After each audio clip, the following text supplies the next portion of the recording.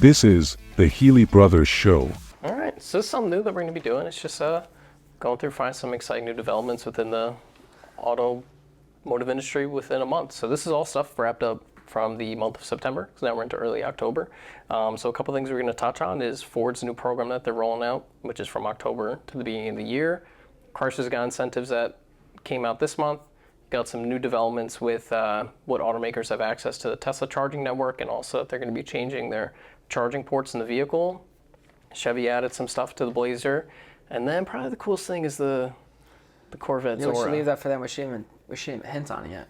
Not even hint on it? I feel like we were just talking about the other thing. We literally just talked about the ZR1, and then they found the Zora on the Nürburgring. Which everyone's excited to come in. So first thing we'll start with is they call it, it's Ford's new program. It's called the Ford Power Promise. Yes. So I mean, simply put, simple, but great. Simply put, but it's phenomenal for the consumer. Helps you get into EV. Takes out that need to worry about putting it in your house and making sure your car gets charged at night. So the Ford Power Promise is free charger in your house, free installation for all EVs. Yep. 24-hour support and roadside assistance. God forbid you run out of range. Yeah, so I mean, this is just another way that they're making EVs better for the consumer and more attainable for the everyday person. So, I mean, I know way back to sell some EVs in a month, we gave away the free chargers and installation to do it. But now Ford is realizing how well that those programs worked and they're willing to do that. Coming out and doing it. Yeah, so doing it it's themselves. good, and plus they're putting incentives on these EVs now. They're making them more affordable.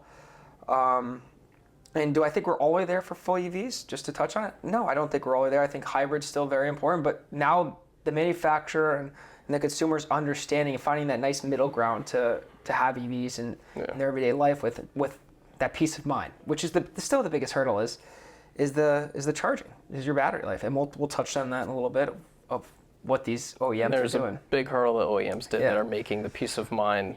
Major hurdle. Yeah. So it's very, very important. And I think it's all good for all OEMs to be getting along a little bit. It's important for the consumer. So that's a good way to put it. Get along. Yeah. So it doesn't happen very often. No, it doesn't. So next thing you want to touch about was Jeep's. Yeah, just quick with like another thing is these OEMs are understanding there's an affordability issue. We know rates are coming down a little bit, and that's another thing that we keep talking about. And waiting for another rate cut, but it's still the price point of a vehicle of an EV is still pretty high. So now these OEMs, just like Stellantis just did, they're 4x8. They're offering 0% for 72 months, and also about $11,000 off the car. That's just one way one OEM's doing it. I mean, Chevy's doing it, Ford's doing it. They need to move these products, and they're starting to find that nice middle ground of the price range that works for that consumer. They want that middle income. They want everyone to be able to afford one. They're seeing the future. Like I said, we're not there yet, but it's getting closer and closer to finding that right price point to move this vehicle and where the customer also feels comfortable paying. And the rate cuts do help, but it's nice to see them adjusting their prices and putting these big incentives on them, these 0% options that the manufacturers are subsidizing as well, which is huge. And that one for Stellantis is, I think this month is massive on that Wrangler 4x8. I mean, that's big. $11,000 off and 0% for 72 months. That is attainable now. That is an affordable vehicle for a consumer, and you get the best of both worlds. You get EV, gas, peace of mind, you get both of them. And also Wrangler. Like, who doesn't love a Wrangler? Yeah, Wranglers are awesome.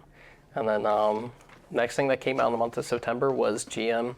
You know, when the Blazer first came out, they only had the RS trim, which probably came down to manufacturing process. It was probably simpler for them to just manufacture one trim level in the first couple. I don't know if it was even a calendar They're also year. Testing out the price range and stuff like that. They're doing certain things. Month of September, they announced that the front-wheel drive model is going to be available now. Right? It's under $46,000. I wish I should have figured out what the price point of the RS was. Yeah, well, I mean, we could just show them. I can show that up. But now, so the front-wheel drive model is under $46,000, which helps make it more affordable. And then on top of them now offering the SS trim level, which it's over $60,000. It's what, 63? I want to say. No, 62,000. But that's 595 horsepower. That's the performance one. So now.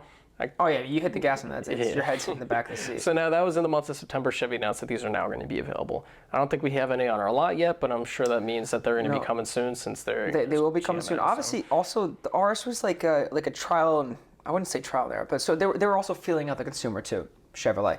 They have done by far the best at finding the right price points for their consumer. They've done a good job. And I cannot harp on them enough. GM has really found the sexiness of their product, the price range on all models, trims, but whether gas or EV, they've really figured it out, and they're giving the consumer that affordability and that feeling like, hey, I could afford these vehicles, and they're also beautiful. So that EV and that front-wheel drive at 46 is such a good price, and now you're getting good rates, the government incentives on it. It's really sitting in there in a nice price bracket that's very attainable for the consumer, which is so important.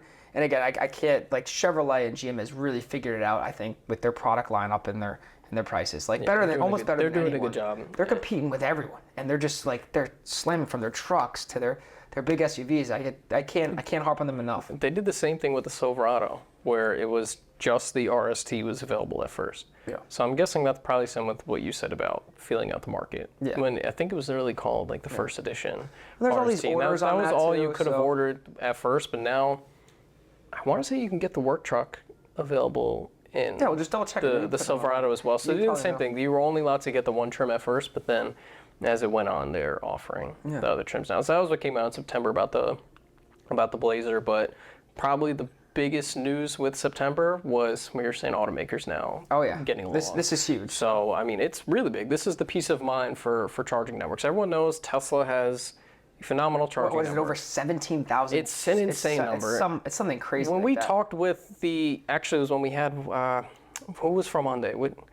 So we had the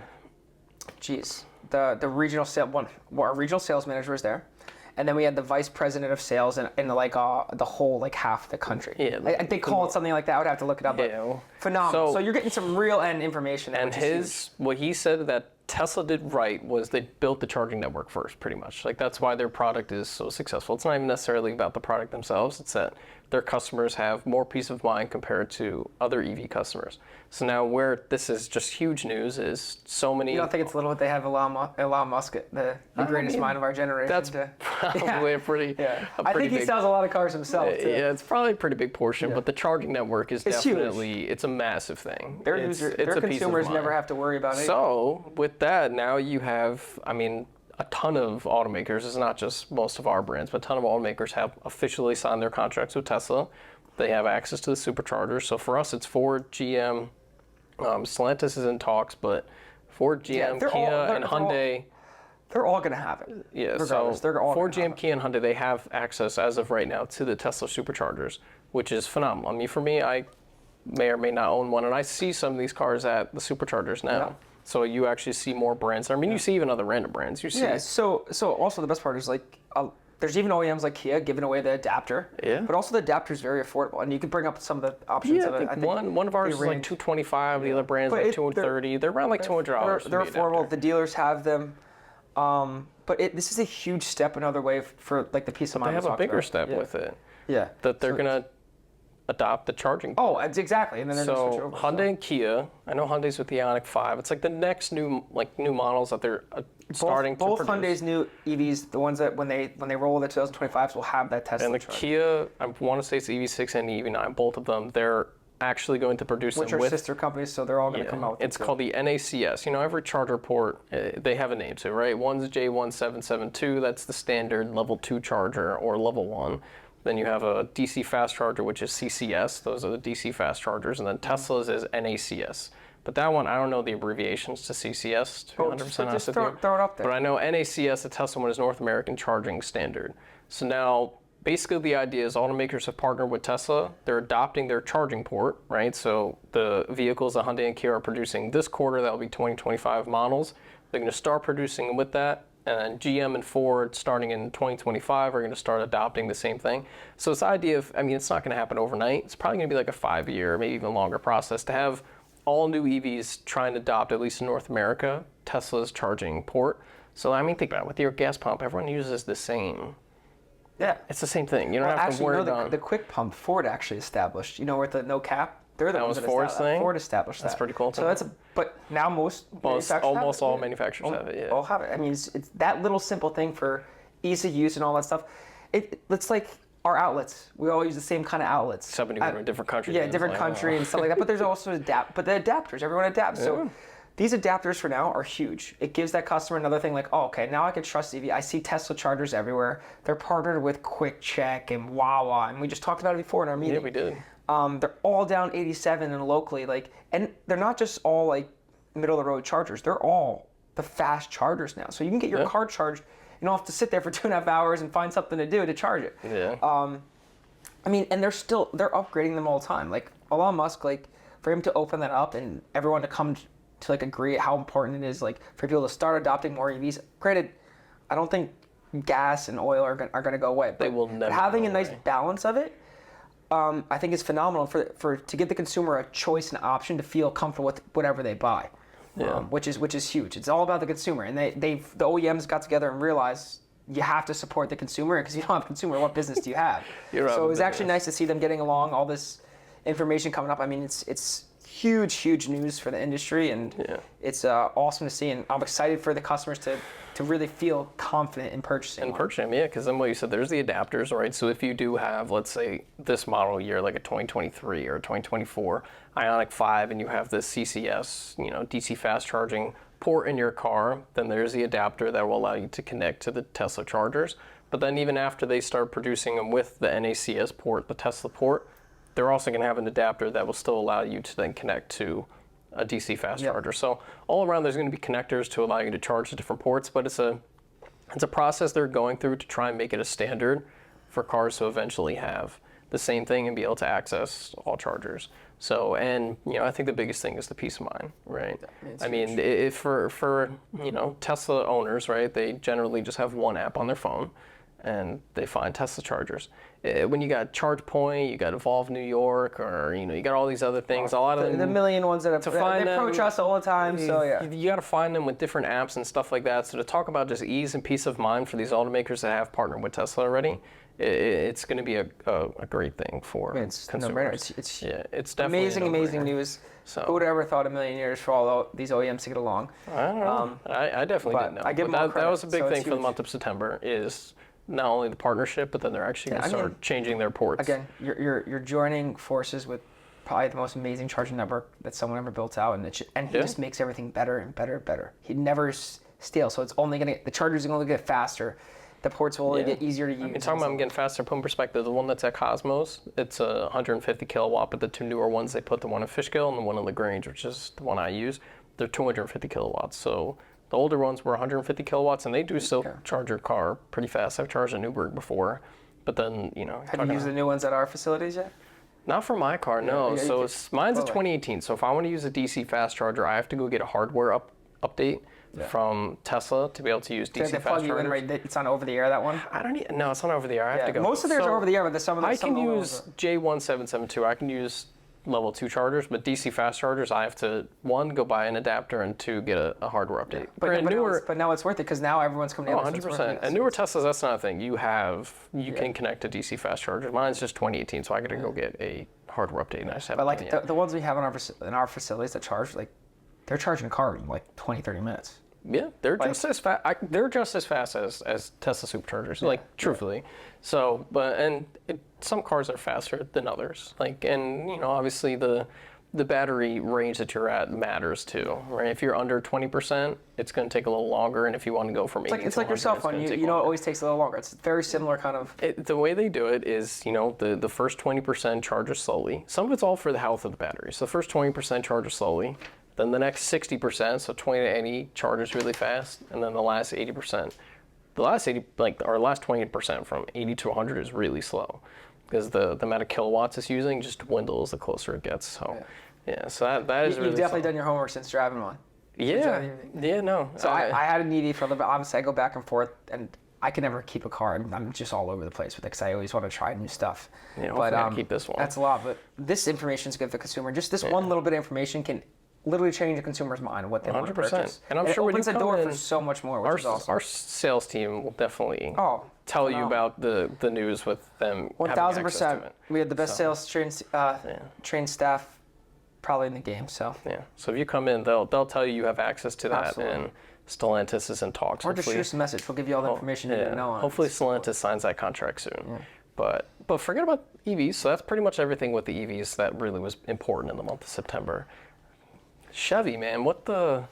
They don't just stop. There's They no quitting don't that. stop, man. This car, the Corvette. It's the CA Corvette. It first came out, even just the Stingray was cool, right? It was cool. And then they came out with the track pack. What is Z71 for the Stingray? It wasn't out at first, and it came with the track pack, right? Like, oh shit, like this thing is really cool. The new wing and more downforce and everything. Then it was like, oh my god, now the E-Ray or Z06. I don't remember which one came out first. Z06. Then they kind of talked about both again, like they're doing similar times. So I don't even know which one the came out Z06 first. was released first. Then they had the E-Ray, which is just, and I mean, I'm so on top of this because my dad's just obsessed with it. I mean, he just keeps loading up on this. I'm like, dude, you take a chill pill for a second. But so then they have this Zora. Hopefully, Well, no, 01 was first. Well, the 01 they're releasing first, but then they have the Zora coming. The Zora. Up. The 01's we're predicting it 2025. What's hilarious? It was literally actually this office. Hopefully before summer 2025. This office is when we talked about the 01. I don't know, just 2 months ago. This is just a Chevy. And then they saw it, you know, when brands, if you don't watch them, when brands test out new cars, they put camouflage on them and they bring them to different tracks, and they saw. Yeah, you'll see them all around every now and then. So now you know it's a new car when it's camouflaged, right? Because if they were bringing the 01 to the Nürburgring to try and get a faster time, it's no longer going to be camouflaged because everyone knows it. Yeah. And they saw a camouflage kind of look like a ZR1, like on the track. And then I would have to look into how they know that it's the Zora and what it is, but basically it's combining the ZR1 and the E-Ray. Yeah. So you get the electric motor in the front to make it all-wheel drive, and then you have the crazy obviously turbo. They named it that because one of the famous engineers that used to work on the Corvette back in the days. That's where it came from? Yeah, so that, and Car and Driver, if you want to pull it up, actually wrote a really nice article on it where they talk about it. Right. They give you some specs. It's a range of stuff. So that's also that part, that's so really they where talk I got about this why they named this stuff. It's cool. It's cool little background information on it. But this car is pretty much just the E-Ray and the Z06 on steroids. Yeah, it's like it has like those little EV parts, and this car will be pushing 1,000 horsepower. Actually, they're expecting Car and Driver was 1,200, because the ZR1's twin turbo V8 alone is 1,064. So then if you combine it, with the E-Ray's electric motor, so it should be pushing 1,200. Oh Jesus! So. Oh Jesus is right. Yeah. I mean, and didn't they say they were predicting like $200,000 sticker on that, or was that 01? So put that. That might have been. I think Car and Driver kind of like leaked like what they thought the price range would be. The pricing is hard. It's almost impossible, but Car and Driver does a pretty good job. They get pretty close. They're pretty close. They usually give a range, but the pricing is the hardest thing. Just know that it's cheaper than any supercar. I say more affordable than any other supercar in the market, and it'll probably blow the doors off of it. So what it's going to blow the doors off of is like a Ferrari SF90. Yeah. That's like a comparison, and that's like almost $1 million car. Yeah. Those are actually coming down in price because people realize, like, holy shit, like, we can't be paying $1 million for cars right now. $1 million is like a spec'd out one. They start a couple $100,000 under that. But this car, I'm excited to start seeing more on it. You think this will be the last trim I don't know. Chevrolet has just been on an absolute tear with it. Like I can't talk about them enough. Yeah. Like they got Andrew Green, who's one of our marketing directors, to change his mind from a Ford to a Chevrolet, and he's obsessed with their lineup. Like for that guy to change his mind on Ford, I just know it's good. I mean, they're just hitting on all cylinders. When I went to their event, their price range they were talking about, every single person, every single dealer in there was like, how are they doing it so much? And those guys have other stores too. Like they're just doing everything so well right now, and it's phenomenal. See, and this is just fun for the consumer. Like this is so fun for the consumer to see this stuff coming out. And they're like, it's amazing. Hopefully, I can get my one friend who only loves his luxury supercars. He keeps saying, I don't know if I could do a ZR1. It is a Chevrolet. I was like, dude, I think you should give it a go. Like, and he has his Ferraris and stuff like that. So. The ZR1s or as an E-Race, they will 100% be in exotic car owners' garage for sure. Oh, I think so. I mean, to put whether and the best part is they can just drive them a lot. They don't have to worry about their value down, but they can drive the hell out of them. My dad drives his all the time. He's always driving his cars. He can't help it. He has a Z06 everywhere. I see that thing all the time. He's always driving it. Yeah. He goes, why would I buy these cars if I can't enjoy the power and drive them? So you're not going to worry about Ferrari. These little things is what makes consumers so excited. Whether you're buying a truck or a Traverse or whatever model line you buy, you see what these manufacturers are doing, and it's exciting. Like they're making technology, like taking it to a different level with all these other cars, and you get to see it drift down into the other model lines too, because they're putting certain things in there. So one thing it unrelated to the month of September, but where you said Chevrolet doing stuff right, I think one of the best things they did is, cars like sedans and coupes, their sales dropped drastically over however many years, right? Yep. All automakers learned that people want crossovers or SUVs. They want to be in a little bit of a bigger Americans car. always been that way. Bigger the better, yeah. They just like a little bigger. So the tracks was such a brilliant thing, only offering it in front-wheel drive. The idea was it's your commuter crossover. Exactly. Right? When everyone thinks of commuter, they think of like a Honda Civic. Again, price range, phenomenal. They think of like they think of small, like, four-cylinder cars like that are front-wheel drive. So the Trax used to be an all-wheel drive car. I think it was offered in front-wheel drive. But when they came out with the new model, it's only offered in front-wheel drive, and it got bigger, and it's cheaper. And I think of that, anytime someone asks me about it, I say it's your commuter crossover. That's what Chevy, I think, marketed that as. They pretty much, in my opinion, made a new type of car. They recreated the commuter. They have such a variety of lineup. I mean, all OEMs in today's world, their tech in their vehicles and what they're doing with their vehicles is phenomenal. It's getting the right mix of price, technology, what the consumer wants, and listening to the consumer. They're really starting to realize now, most of them, to really listen to that consumer and know where they are, and not get too far 100%. ahead, but keep pushing the boundaries somewhat to go on. So a lot of great things coming out, but I think that adapting to that Charger that Tesla's created that was definitely the biggest huge. thing. That about breaks the month of barrier of September. the EV a little bit more, and that peace of mind for the consumer is so huge. You hear it all the time, like, oh, I don't know if I can make it there. Now you just open it up to bring it up. I think it's like 17,000 plus. I'll look it up and I'll tell me put look it at down. Tesla Charger. I think it's something crazy like that. I think it's a big number, but It's a lot. if I'm wrong, I apologize. But yeah, it's some big news. Yeah, definitely the biggest news for September, and then we're going to do this again next month, and we'll see what happens in the month of October. Thank you for tuning in. Don't forget to like, comment, hit that subscribe button, and follow us at Healey Brothers on all social platforms.